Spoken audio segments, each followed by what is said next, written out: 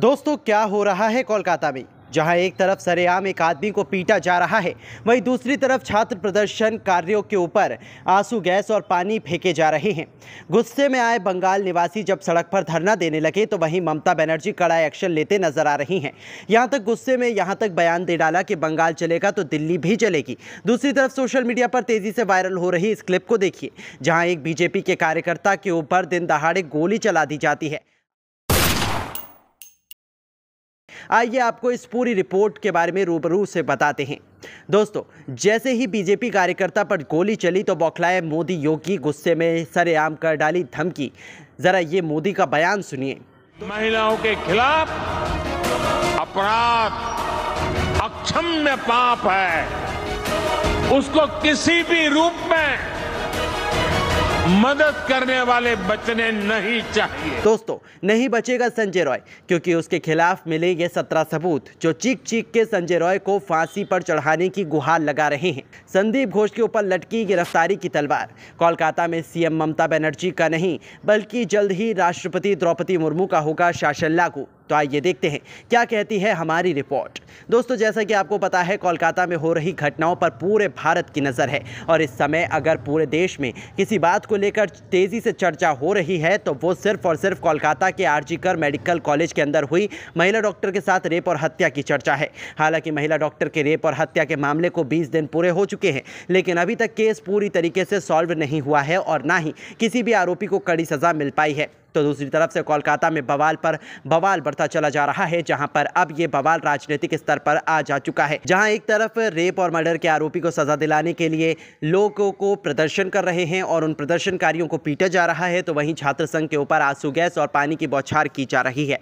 इतना ही नहीं, अपने राजनीतिक फायदे को ध्यान में रखते हुए ममता बनर्जी केंद्र सरकार पर घटिया इल्जाम लगाने के साथ पूरे देश को जलाने की धमकी दे रही हैं और इस धमकी को सुनकर खुद योगी मोदी भी दंग रह गए हैं। दरअसल पूरा मामला ये है कि आरजी मेडिकल कॉलेज में महिला डॉक्टर मोमिता दास के साथ 8 और 9 अगस्त की रात में रेप और हत्या की घटना को अंजाम दिया जाता है, जिसके बाद इसके आरोपी को लेकर पूरे देश में न्याय की मांग उठ जाती है और पूरे देश में विरोध प्रदर्शन शुरू हो जाता है, जिसमें मेडिकल संस्था भी कुछ दिन के लिए बंद कर दी गई थी। इतना ही नहीं, खुद ममता बनर्जी ने ऐसी घटना को अंजाम देने वाले आरोपी के खिलाफ एक्शन लेने के लिए धरना प्रदर्शन किया था। हालांकि इस धरना प्रदर्शन के बाद जब बवाल बढ़ गया तो सुप्रीम कोर्ट और हाई कोर्ट को दखलंदाजी देनी पड़ी और उन्होंने सीबीआई जांच का आदेश दे दिया। लेकिन इस केस में एक अलग ही मोड़ आ गया, जहां सीबीआई ने जांच करते हुए लगातार छापेमारी की और मुख्य आरोपी संजय रॉय को पकड़ लिया, जो सीसीटीवी फुटेज में साफ तौर पर अस्पताल के अंदर उसे रात को देखा जा रहा था। तो वहीं प्रिंसिपल संदीप घोष के अलावा महिला डॉक्टर के साथ 3 जूनियर डॉक्टर जो थे उनके ऊपर भी पूछताछ हुई। इसके अलावा फॉरेंसिक डिपार्टमेंट के हेड स्टूडेंट लोग कोशिश कर रहा है, हम तो उसका साथी है, 60 बार हम तो यही बोल रहा है, स्टूडेंट कोई फ्लैग के नीचे नहीं आया, वो हमारा लड़की के लिए ही आज निकल पड़े और अपने लाइफ का रिस्क लेके ये काम में जुट गए।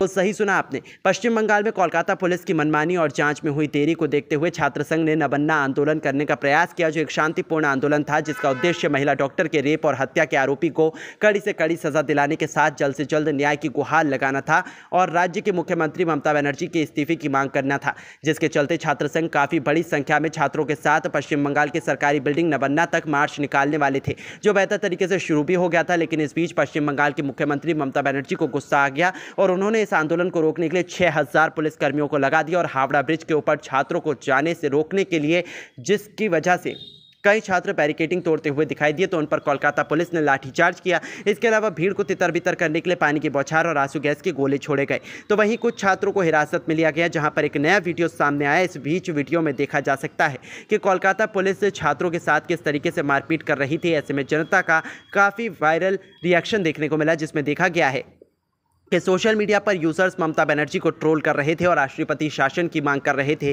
क्योंकि जब ममता बनर्जी प्रोटेस्ट कर रही थी तो किसी को कोई दिक्कत नहीं थी, लेकिन जब छात्र संघ विरोध प्रदर्शन कर रहे थे तो उनको काफ़ी ज़्यादा बुरी तरीके से कोलकाता पुलिस ने पीट कर शांत करने का प्रयास किया, जो एक तरीके से लोकतंत्र की पूर्ण हत्या थी। ऐसे में छात्र संघ के प्रदर्शन को कोलकाता पुलिस ने रोक लिया, लेकिन इसके बाद भाजपा ने अगले दिन बंगाल बंद का ऐलान किया, जहां पर भाजपा नेताओं ने फ्लैग मार्च करते हुए ममता बनर्जी के इस्तीफे की मांग की और अपना विरोध प्रकट किया।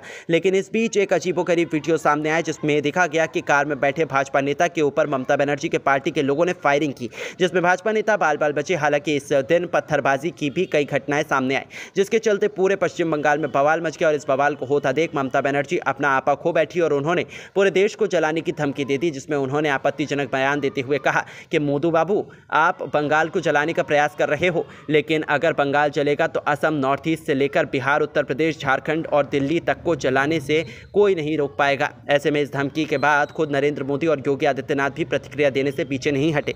ममता बनर्जी के इस बयान पर यूपी के सीएम योगी आदित्यनाथ ने कहा कि राष्ट्रपति द्रौपदी मुर्मू जी द्वारा कोलकाता में महिला डॉक्टर के साथ हुई विभत्स घटना के प्रति व्यक्त निराशा। पश्चिम बंगाल की ममता बनर्जी सरकार की नारी सुरक्षा के प्रति घंघोर उदासीनता और अक्षम्य असंवेदनशीलता को प्रकट करती है। उन्होंने आगे कहा कि टीएमसी सरकार की अधिनायकवादी और नारी विरोधी आचरण निसंदेह लोकतंत्र को लज्जित, मानवता को अपमानित और सभ्य समाज को शर्मसार करने वाला है। देवी पूजा की संस्कृति को धारण करने वाली पावन धरा आमार सोनार बांग्ला में मातृशक्ति की सुरक्षा में पूर्णतः असफल वहां की सरकार को समूची मातृशक्ति और देश से अविलंब माफ़ी मांगनी चाहिए। तो वहीं नरेंद्र मोदी ने भी रेप और हत्या के मामले पर अपनी प्रतिक्रिया दी है, जिसमें उन्होंने एक सभा के दौरान अपना बयान जारी कर स्पष्ट कहा कि वो इस तरीके से किसी भी नारी के सम्मान को अपने सरकार में रहते हुए बिल्कुल भी तहस नहस होता हुआ नहीं देख सकते। आज ये सुनते हैं पीएम मोदी ने आखिरकार क्या कहा था। हालांकि प्रधानमंत्री और तमाम मुख्यमंत्री की प्रतिक्रिया को देखने के बाद राष्ट्रपति द्रौपदी मुर्मू ने भी संकेत दिए हैं कि अगर मामला जल्द से जल्द नहीं सुलझा और ऐसे ही लोकतंत्र की हत्या होती रही तो बंगाल में राष्ट्रपति शासन भी लगाया जा सकता है। लेकिन इस बीच एक और बड़ी खबर सामने आई है, जहां पर अब इस केस में आरोपी संजय रॉय के ऊपर आरोप के सिद्ध होने और फांसी दिलाने के लिए 17 सबूत मिल चुके हैं। दरअसल सीबीआई को सबसे पहले संजय रॉय के उस रात में मौजूदगी के सीसीटीवी फुटेज मिल चुके हैं। इतना ही नहीं, संजय रॉय की बाइक भी सीबीआई ने बरामद कर ली है, जिस पर वॉलंटियर होने के बाद भी कोलकाता पुलिस लिखा हुआ था और इस बाइक से इस घटना को अंजाम दिया गया था। हालांकि सीबीआई को अब कुछ ऐसे सबूत मिल गए हैं जो सीधे सीधे संजय रॉय को आरोपी घोषित करते हैं। दरअसल सीबीआई को संजय रॉय के कपड़े और चप्पल मिले हैं जो उसी दिन संजय ने अस्पताल में पहने थे इसके अलावा ब्लूटूथ और एयरफोन भी घटनास्थल से बरामद किए गए हैं। तो वहीं सीबीआई को संजय के फिंगरप्रिंट और चोट के निशान घटनास्थल से मिल गए हैं। इसके अलावा सीबीआई को संज्ञा के खून के निशान का सैंपल मिल चुका है, जो इस घटना पर मौजूद खून के निशान से बिल्कुल मेल खाता है। तो वहीं संजय के अस्पताल में होने के 2 सीसीटीवी फुटेज मिले हैं, जहां पर आते वक्त संजय के गले में ब्लूटूथ था और जाते वक्त नहीं था। इसके अलावा सीबीआई को संजय का मोबाइल हाथ लग गया है, जिसमें कई डाटा और बड़े राज छिपे हो सकते हैं। हालांकि इन सबूतों के जरिए पता लग रहा है कि संजय ही मुख्य आरोपी है, लेकिन सीबीआई संजय के अलावा कुछ और लोगों को अपनी रडार में ले चुकी है, जिनमें सबसे पहला नाम प्रिंसिपल संदीप घोष का है, क्योंकि संदीप घोष ने रेप के मामले को आत्महत्या बताने का प्रयास किया और कई सबूत को नष्ट करने का कार्य किया। तो वहीं उनका साथ ही देवाशीष सोम, जो कि फॉरेंसिक डिपार्टमेंट के हेड हैं, उनके ऊपर भी सबूत मिटाने और फॉरेंसिक रिपोर्ट में छेड़छाड़ करने का आरोप है। इसके अलावा महिला डॉक्टर के साथ ही राकू, सुमित और शुभदीप भी कैटेगरी में हैं, क्योंकि जिस समय ये घटना हो रही थी उस समय इस फ्लोर पर ये तीनों मौजूद थे, लेकिन फिर भी इन्हें घटना के बारे में बिल्कुल भी अंदाजा नहीं लगा। ऐसे में अब यह देखना दिलचस्प होगा कि यह केस आगे किस ओर करवट लेता है और क्या बंगाल में राष्ट्रपति शासन लगेगा, आरोपी को कब और किस तरीके से सजा मिलेगी।